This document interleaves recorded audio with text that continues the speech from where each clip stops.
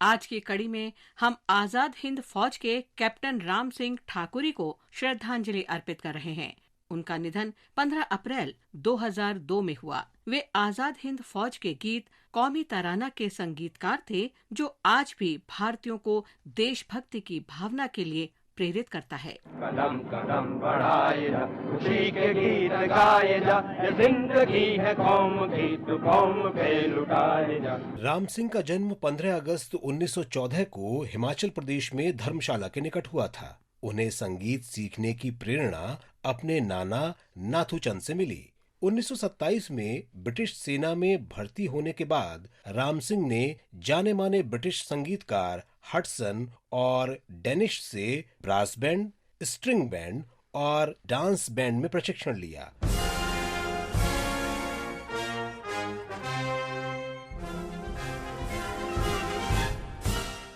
दूसरे विश्व युद्ध के दौरान राम सिंह को सिंगापुर तैनात किया गया।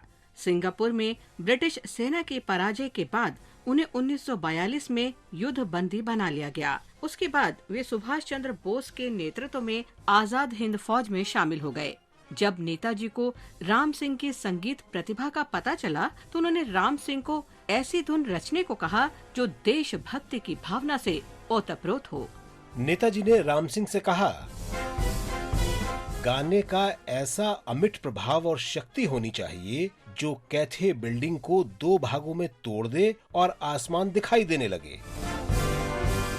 सैनिक और संगीतकार राम सिंह ने गाने के बोल लिखे और प्रसिद्ध धुन कदम कदम बढ़ाए जा रची गई। तेरी हिम्मत बढ़ती रहे, खुदा तेरी सुनता रहे, जो सामने तेरे अड़े तू खाक में मिलाए जा। कदम युद्ध समाप्त होने के उपरांत राम सिंह और उनके साथियों को भारत लाया गया तथा दिल्ली छावनी की काबुल लाइंस में कैद किया गया।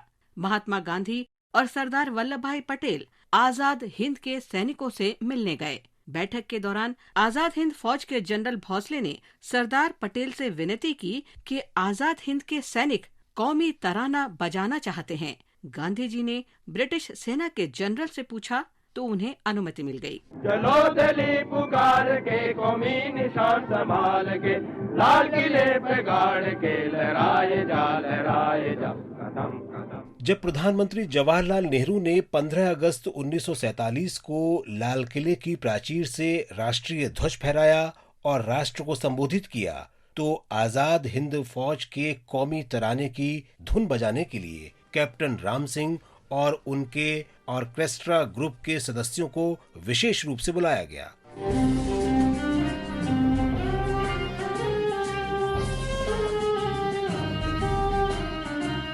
कैप्टन ठाकुरी ने अपने देशभक्ति संगीत के सुरों पर सभी भारतीयों को एकजुट किया। उनकी भावना आज भी हमारे दिलों में रची बसी है। इस महान राष्ट्रवादी को नमन। आज हम स्वाधीनता सेनानी किसान बंधु भोसले को भी याद कर रहे हैं। उनका जन्म 15 अप्रैल 1910 को महाराष्ट्र के सतारा जिले में हुआ था। 1942 में भारत छोड़ो आंदोलन के दौरान महात्मा गांधी और उनके नारे करो या मरो से प्रेरित होकर भोसले स्वाधीनता संघर्ष में शामिल हो गए। 9 सितंबर 1942 को सतारा में वो स्वाधीनता सेनानी परशुराम घारगे के नेतृत्व में 2000 से अधिक लोगों के प्रदर्शन में शामिल हुए। पुलिस अधिकारियों ने जुलूस को रास्ते में रोका और तितर बितर होने से लोगों के मना करने पर गोलीबारी शुरू कर दी। इसमें 9 लोगों की मृत्यु हो गई, जिनमें भोसले भी शामिल थे। महान शहीद को नमन।